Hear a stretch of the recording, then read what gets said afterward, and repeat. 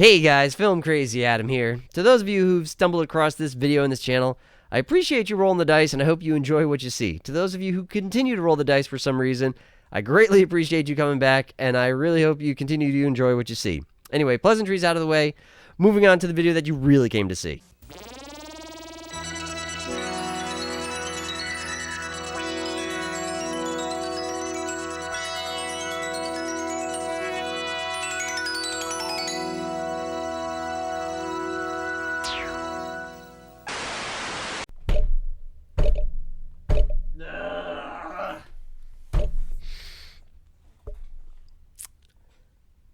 Yeah, it was that bad. I knew it was going to be bad. You knew it was going to be bad. I was going to use the joke of, hey, somebody better pick up that phone because I called it. But, I mean, it wasn't like there was some deep thought or, like, advanced mathematics to really look at this trailer and be like, yeah, that's going to be garbage. And it was. And it was. There you go. That's a review. Episode 1 of She-Hulk was a steaming pile of garbage.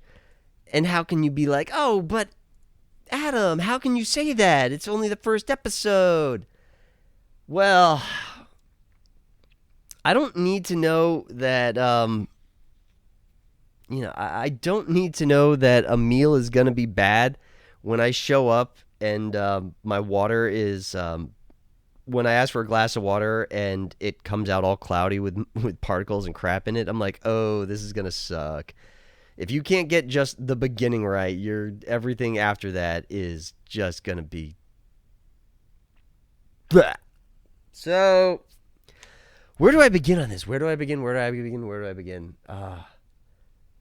There's so much I can hit on this. I guess the first thing I'm going to say is that in my trailer review for She-Hulk, I said that she doesn't break the fourth wall in the comics, or at the very least, I'm like, we all know Deadpool does, and that he's aware if he's a comic book character, and I said, She-Hulk, I don't know anything about She-Hulk, and I don't have an encyclopedic knowledge of comics by any means, but I was like, she sure as hell doesn't know that she's a comic book character. And as of right now, I kind of stand by that. Let me explain. So I did a little bit of research, and I found a dozen or so sites that said, yes, She-Hulk has been breaking the fourth wall since 1989. Now, here's the thing. There's two types of people in the world, my friend. There are two kinds of people in the world, my friend. Or I should say there's two types of ways to break the fourth wall. There is the Deadpool way, and then there's the Ferris Bueller way. She does the Ferris Bueller way. Life moves pretty fast. If you don't stop and look around once in a while, you could miss it. I like it when Ferris Bueller did it, but it was very original when he did it at the time, and his movie was actually good. Her movie, or her show... Okay, so, like, what's the difference between Deadpool and Ferris Bueller? So Deadpool... He's aware that he's a comic book character, and he is not just aware that he's a comic book character, but he's aware that he's in a comic, that he is a drawing, that he speaks in word bubbles, and calls that, and actually observes that, like, does anyone else see these bubbles here? So, like, he's aware, and, like, if you watch the movies, he calls out in Deadpool 2, he's like, are you, it's like, which Captain, Professor Xavier am I dealing with? James McAvoy or Patrick Stewart? Let's go talk to the professor. McAvoy or Stewart? These timelines are so confusing. He calls stuff out like that. So he's aware that he's a comic book character and he makes fun of the fact. Okay, now Ferris Bueller, yes, he talks to the audience, but here's the thing is he's not like, well, look at this movie that I'm in. Not like the Animaniacs and not like Deadpool. He is more of a narrator. He's just, instead of a faceless over voiceover, it's the main character just stopping and be like, okay, so this is what is what's happening. It's not so much breaking the fourth wall as the narrator is just narrating directly to the audience as opposed to just voiceovering. And to me, that's not breaking the fourth wall. again, you're just being a narrator, because if you can narrate and no one else is aware, yeah, Bruce turns and looks when she makes the comment on the beach to the audience, but he never acknowledges it. He never questions it. There's no follow-up. So he's just glancing over his shoulder like, what was that? And yeah, they have a synchronized, like their head turn is synchronized, and that's for comedic value. Why am I making a big deal about this? I don't know. It's a stupid show. Why am I making a big deal about this? But my point is, no. She doesn't break the fourth wall. At least not like Deadpool. Like, even in the comics, they weren't so much breaking the fourth wall as they were advertising. I mean, there were a couple times where she never... Like, I don't have the comics in front of me, but, like, the first time that she broke the fourth wall is when she spoke to the audience from the cover of her comic, which all comic book covers are advertisements. It's the first thing somebody sees in a comic book shop, and all it says is, hey, come look at me and read me and buy me. That's what a comic book cover does. In fact, and she's not the only one to do talking to the audience from the cover. I mean, I swear to God, like, damn near everybody has done it. Every comic book character has done it at least once. They've talked to the audience and be like, hey, man, you should check out this issue. There were other advertisements and I call them advertisements because there's another one that the articles I read called out where she talks to the audience about her next issue. That's an advertisement. That's not breaking the fourth wall within the context of the story. And there's other minor ones where, like, she talks about, oh, my writer better give me better lines. So there's minor breaking the fourth wall, but let's face it, Deadpool, that's an art form. When that is the golden standard, that's what breaking the fourth wall is. If you can't do that, then it just doesn't count in my eyes. That's petty, I know. But anyway, moving on. So Jennifer Walters, the main character in She-Hulk, is a very unlikable, very condescending... She's just a bitch. I mean, really, she is. So, like, I don't think she ever makes a single comment, or she never talks to Bruce like an equal or like a civilized person. She's always whining. She's complaining. She is saying something degrading. She is condescending. If she does make a comment, it's backhanded, and there's usually a cutting comment to go with it. Something to just cut you off at the knees. So I don't like her as a character. Not only that, but she's very full of herself. I've said this before, that I talked about this big time in the Prey review, how she toots her own horn a lot. That she constantly shows up Bruce. Bruce tries to be, I don't know if I'd call him pathetic. Not really. Well, yes and no. Bruce, he's trying to help her. Like, honest to goodness, trying to help her out. Like, listen, I've done this. I've been dealing with this for 10 years. Her transformation is better than his. Her ability to control her anger is better than his. So the scene in the trailer where she throws the boulder farther than he kind of like picks up a boulder and like throws it into orbit and it like burns up on the way out of the atmosphere. So, all right. You know, and he was like, look, I'm just trying to teach you here. I'm just taking it easy on you. You know, she does the clap thing better. I mean, the first time she does it, she doesn't really do it good. She doesn't do it well.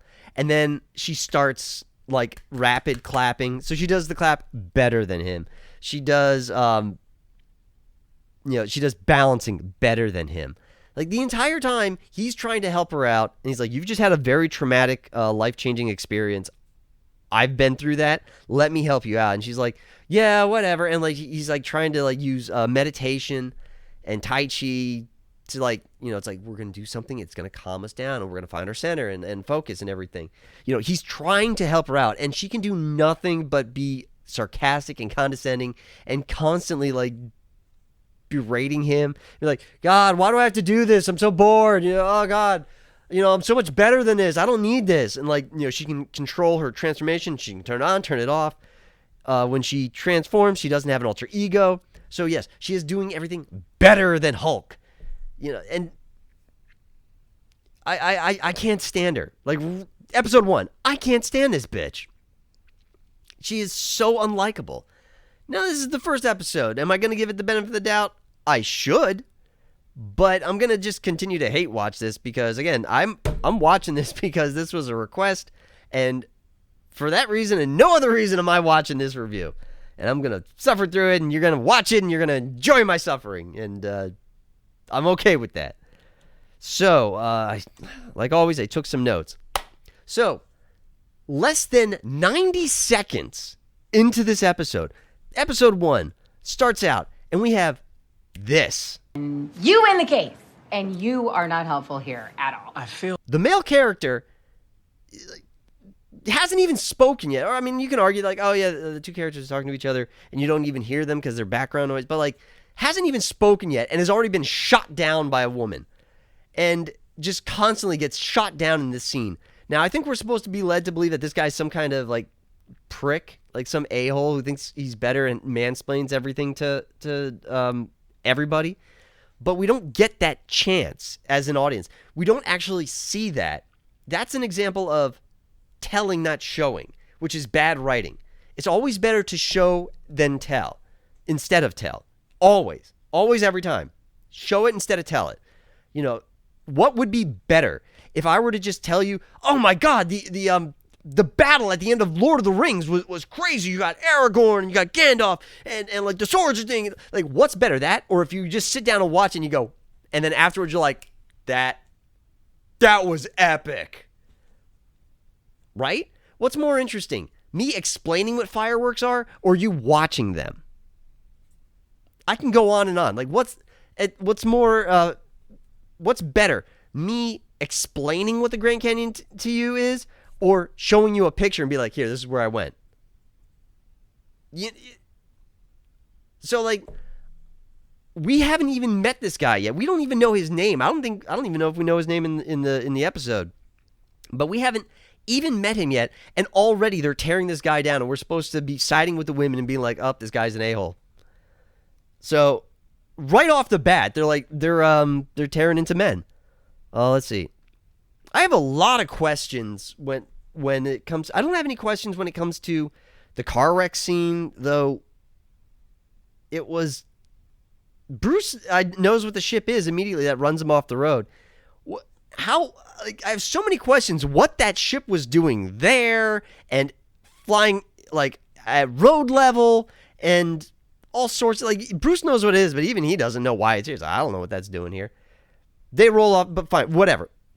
Just go with it. There's a ship there, they roll off the road. That's the whole point of the scene, is that we needed to cause a car wreck so that Jen can get injured, so that Bruce can get injured, and that Bruce's blood drips into Jen's. And now in the comics, that's actually how Jen becomes She-Hulk, is that she has a blood transfusion from her cousin Bruce.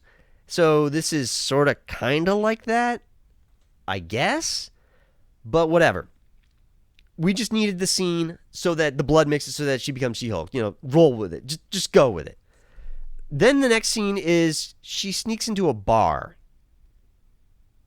I don't know why she couldn't have just gone in the front door. I mean, like, the show kind of implies that there's a bouncer at the front door, but I don't know why she couldn't have just, like, okay, so she sneaks into this bar to use the restroom. She goes in the back, and she looks like trash. You know, she hulked out, and her clothes are torn. She doesn't have any shoes on, and she looks like she woke up in a dumpster. And then, like, this gaggle of women show up, and they're like, oh my God, oh girl, are you okay? How are you doing? Oh my God. It's a weird, they went in the they made them stereotypes. They made them like kind of bimbo-ish stereotypes, or I don't know if they were doing this, but was like one person supposed to be a transsexual in that, or like somebody who identified a guy that identified as a girl? I don't know. I mean, of course they bring up that'll, like, you know, did you get away from your boyfriend, girlfriend, or a them? Immediately with the woke agenda. And they're like, oh my God, he's not even worth it. Like, they don't look at her and say, hey, are you, I think they might say, are you okay? But like, they don't really follow up, like waiting for an answer from her. And she's like, I don't know where I am and what's going on, and I need a phone. And somebody's like, oh yeah, I'll give you your phone. I'll give you a phone. And then for some reason, they have an extra set of clothes. So these women that just come into this bar restroom have an extra pair of shoes, an extra top, like have like, and they bust out a makeup kit because of. Does that happen? I've never been a woman, and I've never been in a woman's restroom in a bar, and I mean I have a backpack that I carry everywhere, that I keep that I have keep my water bottle and like a charger and stuff in, but like. Is that a thing? Like, do you see a woman in just like ladies out there? Do you see a woman in distress and then immediately like, oh, we got to put makeup on her? Is that a thing? And so she walks out of the bar, and she's waiting for Bruce. And these three guys walk out, and they immediately start acting very predatory towards her. Again, well done, awesome Disney, giving the negative stereotype to men. These guys, just the stereotype that you would see out of a Saturday, out of like an after school special, if you know what those are. The guy that comes over and like, hey, how are you doing, baby? And oh no, and she's like, no, I really don't want. And it's like, I'm good. You don't need, don't bother me. Oh, don't be like that. I'm just trying to be friendly. God, could you be more stereotyped? Can these characters be more one-dimensional? Can the writing be more terrible? And like vilify men as just these predatory ass. Like, are there predators? Hell yeah. Hell yes, there are. But like, again, this is not real life. This is a comic book story.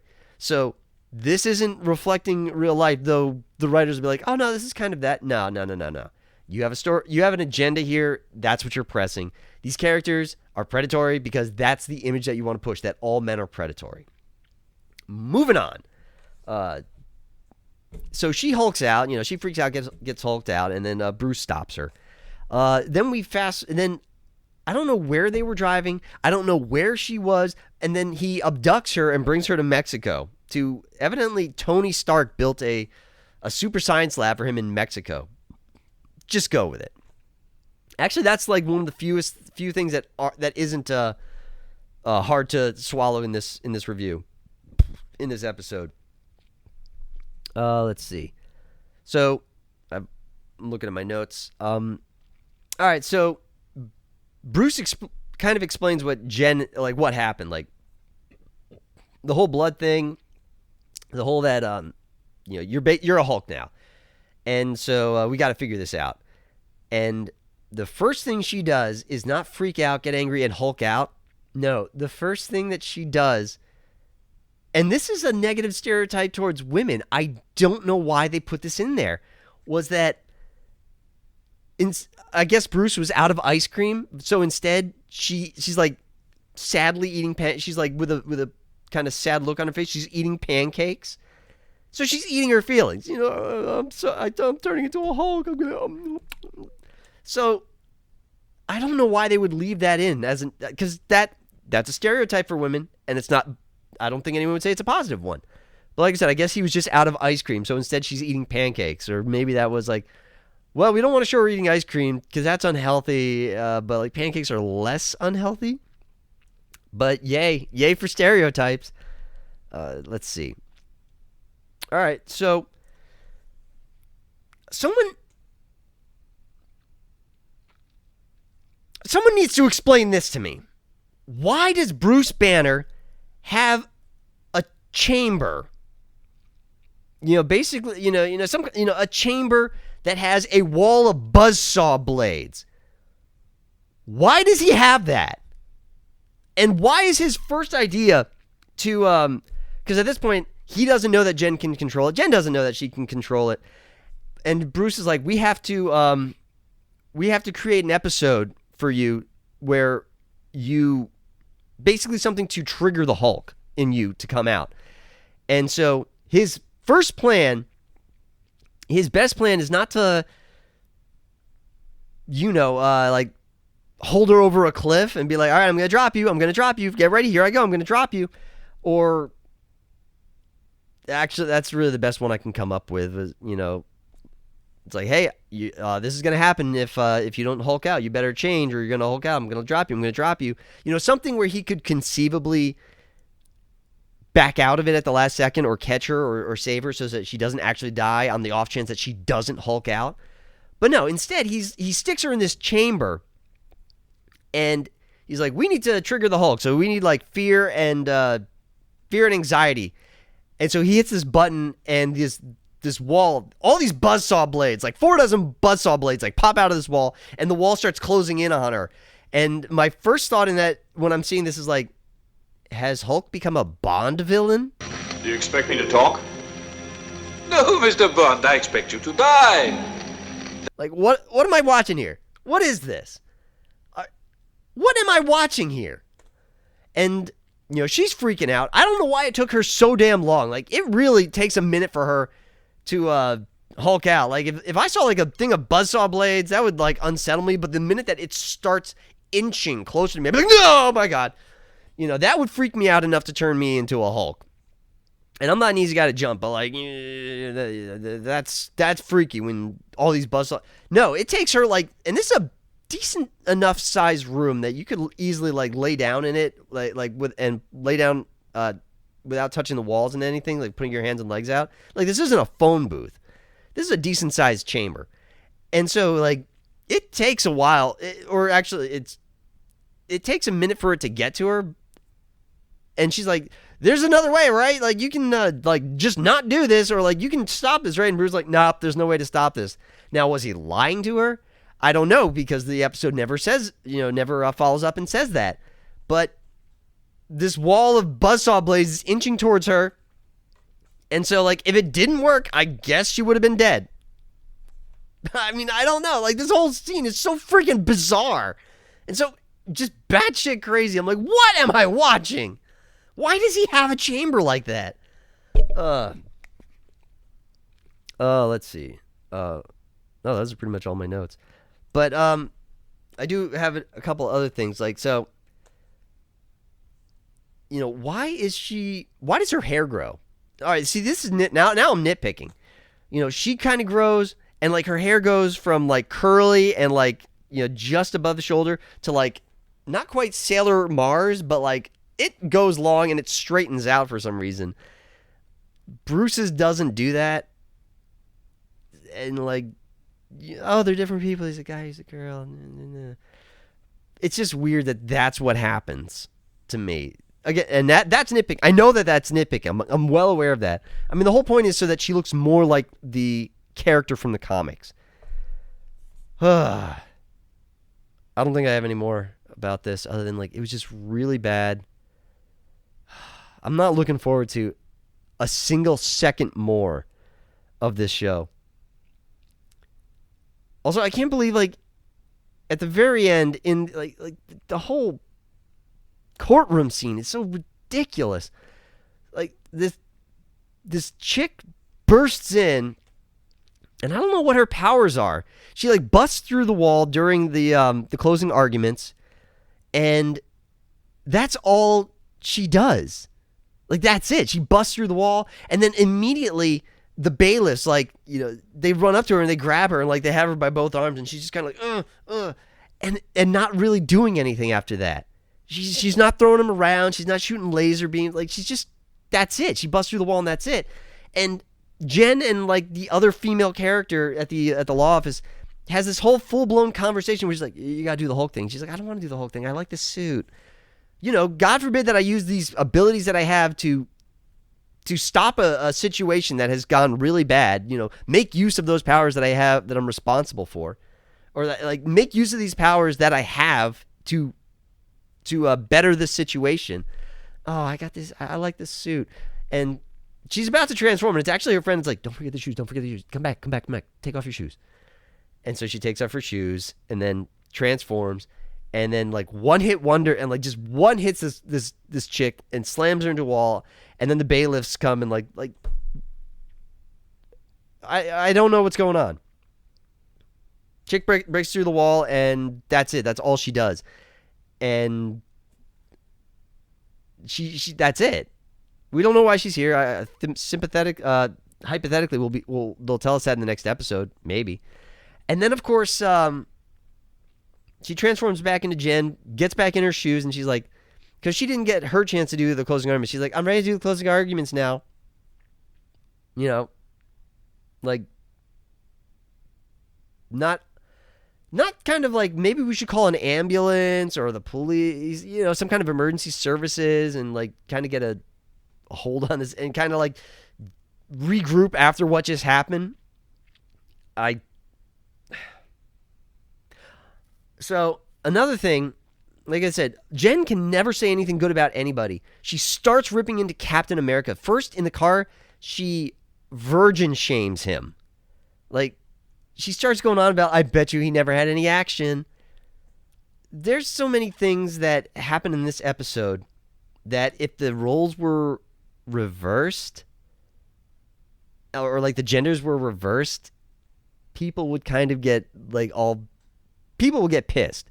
Like, she is virgin shaming a guy, which is okay because it's a guy. But if guys were like doing the same to a girl, like virgin shaming a girl, that would be, you know, people would be outraged over that. People would lose their freaking minds that men are attacking a girl for wanting to not be, for wanting to be a virgin, or for wanting to not just, just be easy.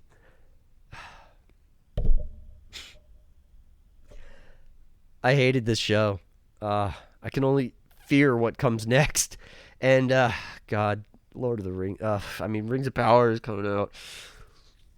I need a palate cleanser, and luckily, somebody has asked me if I could review Wolfwalkers, and I watched the trailer for that last night. I'm going to watch the movie now. I don't know if it's going to be better, but it's sure as hell going to be a lot better than what I just watched. Anyway, that's all I got for now. Talk to you guys later. Hey guys, thanks for watching. If you liked what you saw, please hit sub and like. It would be greatly appreciated. If you didn't like what you saw, well, I appreciate you watching all the way through the end, and I hope we could still be friends, and maybe you'll see a video of mine in the future that you do like. Anyway, that's all I got for now. Thanks again for watching. See you in the next video.